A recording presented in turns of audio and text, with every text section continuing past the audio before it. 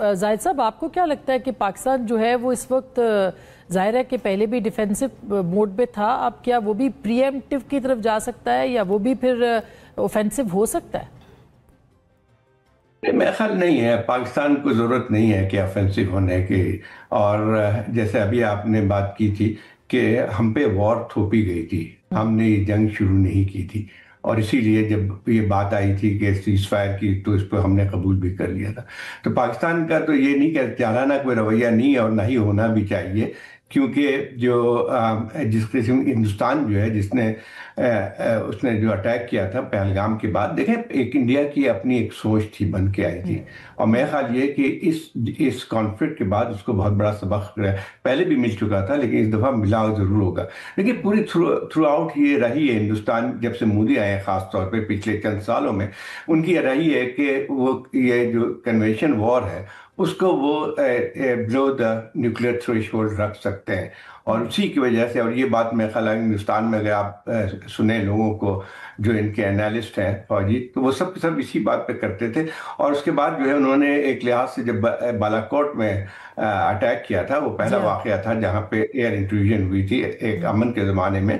तो उस वक्त इंडिया का यही सोचना था कि वो करके चले जाएंगे और ये बात आ जाएगी कि हमने एक सबक सिखा दिया पाकिस्तान को। लेकिन पाकिस्तान का जो जवाब था वो इतना मतलब शदीद था। और मेरा ख्याल ये कि तो उसके बाद तो उनको समझ में आ जानी चाहिए थी कि ये कोई चीज़, इवन आप कन्वेंशन वॉरफेयर में भी इसको किसी भी एक ऐसे मुल्क को, जो कि न सिर्फ, मैं ये नहीं कहता हूँ कि जौहरी हथियार उसके पास हैं, बल्कि उसके बाद एक कन्वेंशन ताकत भी है। तो मेरा ख्याल ये है कि यही चीज़ अब इस पे ज़्यादा लागू होती है कि जब इन्होंने भावलपुर एक रात में 9 जगहों पे जो है उन्होंने अटैक किया था, तो उसको लोगों को यही बताना था उनको कि देखें हमने तो कर दिया और पाकिस्तान इसके बाद कोई जवाब नहीं देगा। और हमने जो है अपना एक जो भी एक सोच थी हमने उसको पूरा कर दिया। और ख़ास तौर पे एक लोग हिंदुस्तान के अवाम को ये हम समझा सकते हैं कि कोई भी ऐसी दहशतगर्दी की जो कार्रवाई होगी तो हम इसका इस तरह से जवाब देंगे।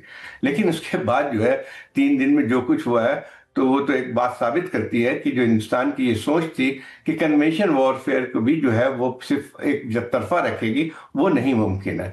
अब सवाल ये पैदा होता है कि जहां तक कि अभी आपने बात करी थी चाइना का, देखिए ये तो कोई ढकी छुपी बात नहीं है कि चाइना पाकिस्तान का एक स्ट्रेटेजिक अलाई है।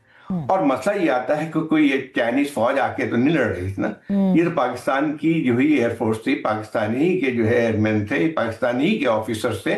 और उनके पास यकीनी तौर पे जो इक्विपमेंट था वो चाइना से भी इक्विपमेंट था। इसी तरह से जैसे कि हिंदुस्तान के पास जो है वो रशिया के भी इक्विपमेंट्स हैं, फ्रांस के भी इक्विपमेंट्स हैं, और मेरे ख्याल अभी और जगहों से भी ले रहे हैं। अब अमेरिका से भी जो है हथियार उनको मिलने की उम्मीद नजर आती है।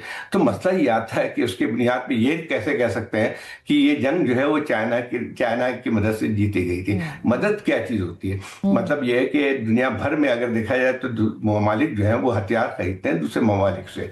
और यकीनी बात यह कि हमारा एक ताल्लुक चाइना के साथ रहा है। और अब बात यह आती है कि देखें एक और बात भी होती है कि आजकल के तनाज़े में, कॉन्फ्लिक्ट में एक और चीज आती है कि आप अकेले नहीं होते हैं, आपके हलीफ भी होते हैं। और जैसे आप अभी बात कर रही थी कि ये हकीकत बन के आई है कि पाकिस्तान को इस वक्त पूरी जो इस वक्त एक कॉन्फ्लिक्ट जो था उसमें आप पाकिस्तान को एक लिहाज से जो भी उसके दोस्त है, चाहे टर्की हो, चाहे अजरबैजान हो, चाहे चाइना हो, एक उनकी एक मॉरल एक जरूरत थी। और यकीनी तौर पे टर्किश की तरफ से हमें ड्रोन्स भी किए, तो उसमें कोई ऐसी बात नहीं। उस तरह से इसराइल के ड्रोन्स जो थे वो हिंदुस्तान में इस्तेमाल हुए थे।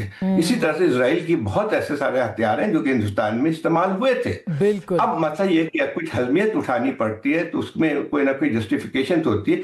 लेकिन आप अगर हिंदुस्तान के जो डिफेंस एनालिस्ट है, ये जितने भी ज्यादातर जो लोग हैं, तो उन्होंने जो उनके एनालिसिस देख लें आके, वो उससे बहुत ही मुख्तलिफ है जो कि इस वक्त हिंदुस्तान की सरकार प्रोपेगेंडा कर रही है। परवीन स्वामी की आप अगर देख लें उसको, जी जी, तो बिल्कुल। बहुत ही वो तो सामने जो है वो अपनी शिकस्त को का एतराफ, उनके खैर उनके डिप्टी आर्मी चीफ ने शिकस्त का एतराफ किया। देखिए एनालिस्ट है, एक ऐसा आदमी जो कोई वो नहीं है, वो हिंदुस्तान की फौज में भी रह चुके हैं और बहुत पुराने ये इनका एक तजुर्बा रहा है। और जो बातें करते हैं वो ये नहीं, एक प्रोपेगेंडा हैसियत नहीं होती है उसकी, इसीलिए जो है उसको संजीदगी से लिया जाता है। अब ये मसला, ये तो इसको खत्म कर, इसको ये तो बात है कि कोई इस जंग, ये कहना कि जो जंग कोई जीत गया या हार गया वाली बात नहीं है। ये जरूर है कि हिंदुस्तान ने एक जारहाना कार्रवाई की थी और पाकिस्तान ने उसका मजबूत दफा किया और उसका मजबूत जवाब। अब उसके जो मकासद हैं, बिल्कुल बिल्कुल